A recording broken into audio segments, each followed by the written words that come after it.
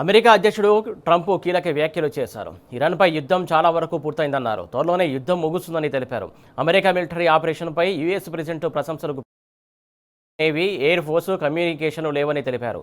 Iran క్షిపణులను చాలా వరకు కూల్చేశామని చెప్పారు. ఇరాన్ సుప్రీం లీడర్గా ముస్తఫా ఎంపికపై ట్రంప్ ఆగ్రహం వ్యక్తం చేశారు. ముస్తఫా ఎంపిక సరైన నిర్ణయం కాదన్నారు.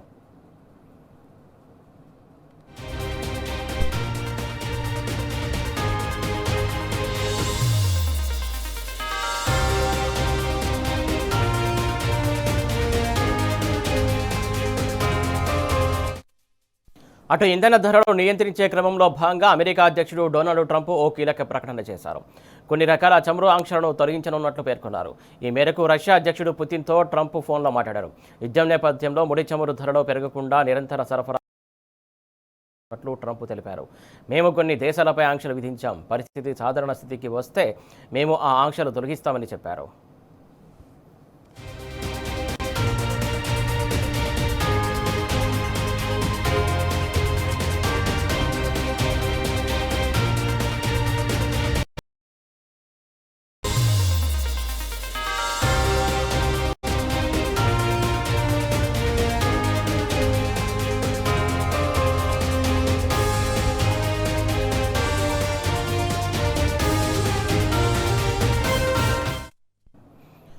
హర్ముజ్ జలసంధి మీదుగా వెళ్లే చమురు ట్యాంకర్లకు తమ నౌకాదళాలు భాగస్వాములు కలిసి రక్షణ కల్పిస్తామని ట్రంప్ తెలిపారు. సైనిక చర్య చేపడితే చమురు ధరలు పెరుగుతాయని తనకు ముందే తెలుసని, అయితే ఇరాన్ అణుక్షిపణులు సమకూర్చుకోకూడదనే తాను ఈ చర్యలు చేపట్టినట్లు వెల్లడించారు.